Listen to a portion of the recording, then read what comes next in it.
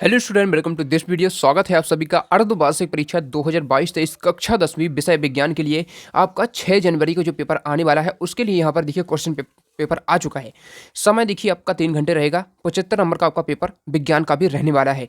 यहाँ पर देखिए सभी निर्देश है, सभी प्रश्न हल करना अनिवार्य है। 1 से 4 तक के 30 अंक के आपके ऑब्जेक्टिव होंगे। ठीक है, तो इसमें 30 नंबर के आने हैं विज्ञान में। ठीक है, और 5 से 16 तक के 2 अंक के प्रश्न हैं, फिर 17 से 19 3 और 20 से 22 आपके 4 नंबर के प्रश्न होंगे। सही विकल्प का चयन करना है, तो सबसे पहले देखिए सही विकल्प हम देख लेते हैं। निम्न में से कौन सा भौतिक परिवर्तन नहीं है? उबलते पानी से वाष्प बनना, एलपीजी का दहन, बर्फ का पिघलकर जल बनना, नमक का पानी में घुलना। तो इसका राइट आंसर जो हो जाएगा, इनमें से कौन सा भौतिक परिवर्तन नहीं है, तो एलपीजी का दहन जो है इसमें भौतिक परिवर्तन नहीं है। तो फर्स्ट वाले का बी ऑप्शन आप करेक्ट कर लेंगे। ठीक है, पूरा आपको लिख देना है। अगला प्रश्न देखिए, टमाटर में कौन सा अम्ल उपस्थित होता है? तो टमाटर में देखिए ऑक्जेलिक अम्ल उपस्थित होता है, तो इसमें भी बी ऑप्शन आपको करेक्ट कर देना है। तीसरा प्रश्न देखिए, तीसरा प्रश्न हमसे कह रहा है निम्न में से कौन सा गुण धातुओं द्वारा प्रदर्शित नहीं किया जाता है? तो कौन सा गुण है जो धातुओं द्वारा प्रदर्शित नहीं होता है? तो इसका राइट आंसर मैं आपको बता दूं, इसका राइट आंसर हो जाएगा आपका चमकहीनता। ठीक है, तो इसमें चमकहीनता धातुओं का गुण नहीं है, बाकी सभी इसमें धातुओं के गुण हैं। विद्युत संचालन होती है, धातु में ध्वनिक प्रकृति होती है, मतलब उसको अपन किसी से टकराते हैं तो उसमें ध्वनि निकलती है। तन्यता यानी उसको हम छोटे छोटे तक मतलब तारों में उसको खींच सकते हैं, मतलब उसके तारे बनाए जा सकते हैं धातुओं की। तो इसमें हमको सी ऑप्शन पर टिक कर देना है। उसके बाद चौथा क्वेश्चन देख लीजिए। ठीक है, ये सी हो जाएगा। चौथा क्वेश्चन है, आहार नली का सबसे बड़ा भाग होता है? तो आहार नली का सबसे बड़ा भाग होता है छोटी आंत। ठीक है, तो आहार नली का सबसे जो लंबा भाग होता है वो होता है छोटी आंत। तो आपका ऑप्शन ए इसमें करेक्ट आंसर हो जाएगा। अगला प्रश्न देख लेते हैं। अगला प्रश्न हमसे कह रहा है, देखिए अगला प्रश्न हमारा है, भूख का केंद्र मस्तिष्क के किस भाग में माना जाता है? तो इसका आंसर हो जाएगा अग्र मस्तिष्क। ठीक है, तो पहले का अग्र मस्तिष्क हो जाएगा, मतलब 5वीं का अग्र मस्तिष्क हो जाएगा पहला वाला। और उसके बाद देखिए यहाँ पर अगला पूछा गया है हमसे। ठीक है, सभी देखना है हमें, एक भी प्रश्न नहीं छोड़ना है, सभी करके जाएंगे। आप देखिए, अमीबा में जनन किस विधि द्वारा होता है? तो अमीबा में जो जनन होता है वो होता है आपका, यहाँ पर देखिए राइट आंसर आप लिख लेंगे द्विखंडन।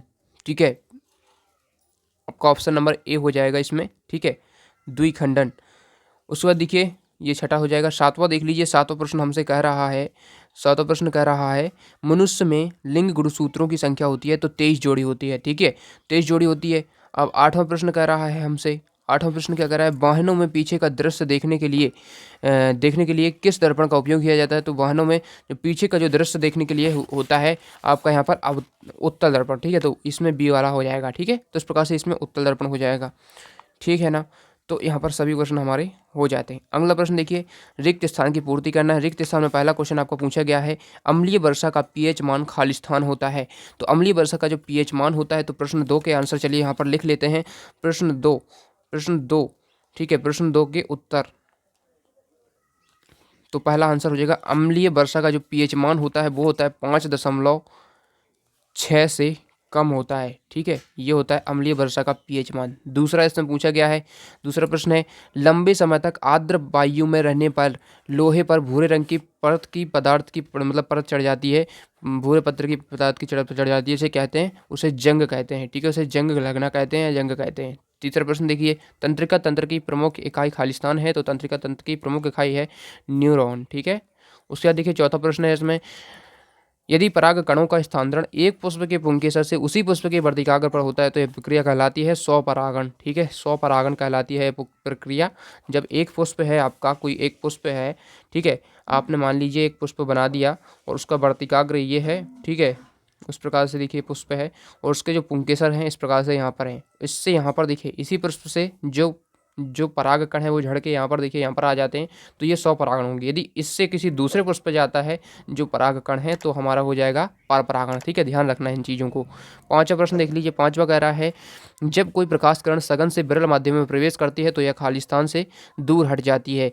तो इसमें देखिए पांचवा जो क्वेश्चन है, जब कोई प्रकाश किरण सरल से विघन माध्यम में प्रवेश करती है तो यह कहलाता है हमारा, मतलब कहाँ से दूर हटती है, तो अभिलंब से दूर हटती है, तो इसमें अभिलंब आपको भर लेना है। ठीक है, छठा प्रश्न है, वस्तुओं को हम खालिस्तान की उपस्थिति में देख सकते हैं? तो वस्तुओं को हम प्रकाश की उपस्थिति में देख सकते हैं। सातवां प्रश्न है, क्रम में सभी विद्युत उपकरण खालिस्तान क्रम में जोड़े जाते हैं तो समांतर क्रम में जोड़े जाते हैं? तो इसमें आपको समांतर लिख लेना है। ठीक है, इसमें आपको समांतर इस प्रकार से सभी उत्तर आपके यहाँ तक हो जाते हैं। अब देखते हैं आगे के प्रश्न। देखिए सही जोड़ी बनाने हैं, सही जोड़ी बनाइए। तो सही जोड़ी कैसे मैच करेंगे? देखिए विद्युत शक्ति से आपको मैच कर लेना है वाट से। विद्युत शक्ति का मात्रक होता है वाट। नर हार्मोन आपका, इससे मैच कर लेंगे एस्ट्रोजन। ठीक है, मास्टर ग्रंथि आपकी हो जाएगी पीयूष ग्रंथि। तारों का टिमटिमाना किसके कारण होता है? ये होता है वायुमंडलीय अपवर्तन के कारण। जाइलम क्या है? जाइलम जल का परिवहन करता है, तो इससे मैच कर लेंगे डी वाले से। कार्बन अधातु, ठीक है, कार्बन अधातु क्या है? इसमें अपरूपता का गुण पाया जाता है, तो इससे अपरूपता से मैच करने। लोहे पर जंग लगना, पहले जिप्सम देख लेते हैं। जिप्सम का सूत्र क्या हो जाएगा? CaSO4.2H2O। ठीक है, उसके बाद लोहे पर जंग लगना हो जाएगा हमारा संक्षारण होता है। ठीक है, तो इस प्रकार से इसके ई से मैच कर लेंगे। तो इस प्रकार से सही जोड़ियां जो बनाना है, इस प्रकार से इसको बना सकते हैं। अब अगला प्रश्न हम देखते हैं, प्रश्न क्रमांक चौथा है। ठीक है, एक शब्द या वाक्य में उत्तर लिखना है। पहला क्वेश्चन इसमें पूछा गया बेकिंग सोडा का सूत्र लिखिए। देखिए आप लोग क्या करें, वीडियो की क्वालिटी को थोड़ा बढ़ा लें तो आपको सही दिखेगा। आप लोग बोलते हैं कि साफ नहीं दिखता है, तो आप लोग वीडियो की क्वालिटी 480 720 पे कर लें। ठीक है, सेटिंग में जाके इसमें ठीक है, तो वहाँ पर आपका अच्छी क्वालिटी दिखेगी। बेकिंग सोडा का सूत्र लिखना है। तो प्रश्न 4 का देखिए, प्रश्न 4 का उत्तर हम देख लेते हैं। प्रश्न 4 का पहला हो जाएगा बेकिंग सोडा का सूत्र होता है यहाँ पर NaHCO3। ठीक है, बेकिंग सोडा का सूत्र हो जाएगा। दूसरा प्रश्न है एटीपी का पूरा नाम लिखना है। तो एटीपी का पूरा नाम होता है एडिनोसिन ट्राइफॉस्फेट। ठीक है, एडिनोसिन ट्राइफॉस्फेट। ठीक है, तीसरा प्रश्न कह रहा है ब्रायोफिल्म में कायक प्रवर्धन किस विधि से होता है? तो मुकुलन से होता है। ठीक है, मुकुलन जिसको इंग्लिश में बडिंग भी बोलते हैं। चौथा प्रश्न देख लीजिए, मेंडल ने अपने प्रयोग के लिए किस पौधे का चयन किया? तो मटर के पौधे का चयन किया था। पांचवा प्रश्न देख लीजिए, दर्पण सूत्र लिखना है। दर्पण सूत्र होता है 1/F = 1/U + 1/V। ठीक है, उसके बाद छठा प्रश्न देख लीजिए, निकट दृष्टि दोष युक्त नेत्र के लिए प्रतिबिंब कहाँ बनता है? तो जिसमें निकट दृष्टि दोष होता है उसका जो प्रतिबिंब है वो बनता है आपका यहाँ पर रेटिना के पीछे। ठीक है, रेटिना के पीछे। सातवां प्रश्न है विद्युत आवेश का मात्रक क्या है? तो विद्युत आवेश का मात्रक होता है कूलाम। ठीक है, तो इस प्रकार से सभी प्रश्न आपको कर लेने हैं। यहाँ पर एक शब्द वाक्य में उत्तर हो जाते हैं। ठीक है, अब देखिए अगला प्रश्न है ऊष्माक्षेपीय अभिक्रिया किसे कहते हैं? उदाहरण सहित लिखना है। अथवा में श्वसन को ऊष्माक्षेपीय अभिक्रिया क्यों कहा जाता है? तो देखिए एक ही प्रश्न आपको नहीं छोड़ना है। जो प्रश्न छोड़ेगा तो फिर उससे पेपर नहीं बनता है, फिर आप लोग कहेंगे पेपर आया नहीं है। तो आप लोग करना है, पहले जो कर लेंगे ना तो उनको आता है, डेफिनेटली बनता है। और ठीक है, ऊष्माक्षेपी किसे कहते हैं? तो देखिए ऊष्माक्षेपीय अभिक्रियाएं क्या होती हैं, इसका आंसर हम देख लेते हैं। तो देखिए ये रहा इसका आंसर। देखिए इनका आंसर मैं आपको डायरेक्टली जो आपकी ये है गाइड उसमें दिखाता हूँ ऊष्माक्षेपीय अभिक्रिया क्या होती हैं। तो देखिए यहाँ से लिख लेंगे ऊष्माक्षेपीय अभिक्रिया जिन अभिक्रिया में उत्पाद के साथ साथ ऊष्मा भी उत्सर्जन होता है उसे ऊष्माक्षेपीय अभिक्रिया कहते हैं। जैसे प्राकृतिक गैस का दहन जब होता है, जैसे CH4 जो मैथेन है उसका दहन जब होगा, ठीक है, तो इस प्रकार से CO2 और H2 निकल जाएगा। ठीक है, अलग, और ऊष्मा भी निकलेगी। तो इस प्रकार से ये ऊष्माक्षेपीय अभिक्रियाएं हो जाती हैं। श्वसन को ऊष्माक्षेपीय अभिक्रिया क्यों कहा जाता है? ठीक है, ये बताना है आपको। तो श्वसन को ऊष्माक्षेपीय अभिक्रिया क्यों कहा जाता है? ऑक्सीजन श्वसन के दौरान अंदर लिए गए ऑक्सीजन द्वारा भोजन विघटित होती है, मतलब विघटित होता है अर्थात वह अपचयित होता है। इस प्रक्रिया में ऊर्जा मुक्त होती है, अतः श्वसन को ऊर्जा ऊष्माक्षेपी अभिक्रिया कहते हैं। तो इस प्रकार से इसको कर लेंगे। अगला देखिए भौतिक गुणधर्मों के आधार पर धातुओं व धातु में दो अंतर लिखना है। ठीक है, तो धातु और धातु में बहुत ज़्यादा ही पूछा जाता है। ठीक है, तो इसका चलिए हम आंसर देख लेते हैं। देखिए धातु और अधातु में भौतिक गुणों के आधार पर जो है अंतर इसमें लिखना है। तो ये रहा इसका आंसर। ठीक है,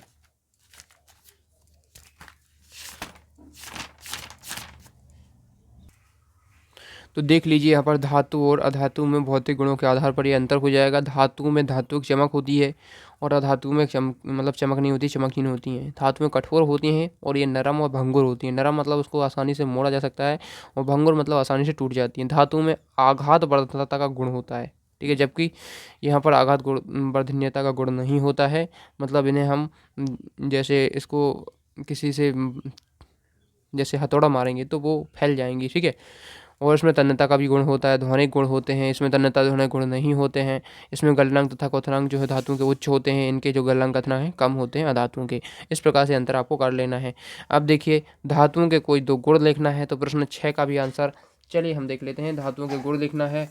ठीक है, तो पहले तो अधातु धातु में हमने अंतर तो देख लिया है। अब धातुओं के गुण देखिए, धातुएं कठोर, आघातवर्ध, चमकीली एवं ऊष्मा और विद्युत की चालक होती हैं। तो धातुओं के गुण इस प्रकार से आप लिख सकते हैं इस प्रश्न का आंसर। ठीक है, अधातुओं के भी कर लेना, ये भंगुर होती हैं, चमकहीन। आपने अंतर पढ़ लिया ना तो आपसे दोनों ही बन जाएंगे ये प्रश्न। उसके बाद देखिए अगला हम प्रश्न देखते हैं। अगला प्रश्न हमसे पूछ रहा है इसमें, ठीक है, इसमें अगला प्रश्न हमसे कह रहा है कि अगला प्रश्न पूछा है इसमें, हाइड्रोकार्बन क्या है, उदाहरण देकर समझाना है। ठीक है, प्रश्न 7 है आपका, हाइड्रोकार्बन क्या है, उदाहरण देकर समझाना है, अथवा में प्रतिस्थापन अभिक्रिया किसे कहते हैं। तो चलिए इनके जो आंसर हैं हम पार्ट 2 में देखेंगे। ठीक है, अब इनके हम आंसर पार्ट 2 में देख लेंगे, जल्द ही पार्ट 2 आने वाला है। साथ ही यदि इसका पीडीएफ डाउनलोड करना है तो वेबसाइट का लिंक डिस्क्रिप्शन में है, वहाँ से इसका पीडीएफ पूरा आप डाउनलोड कर पाएंगे। ठीक है, तो इस प्रकार से देखिए पूरा पेपर रहने वाला है, यहाँ तक आपके पूरे 22 टोटल क्वेश्चन है। ठीक है, हम पूरे आपको अगले वीडियोज़ में प्रोवाइड कराएंगे। तो चलिए मिलते हैं नेक्स्ट वीडियो में। Thanks for watching.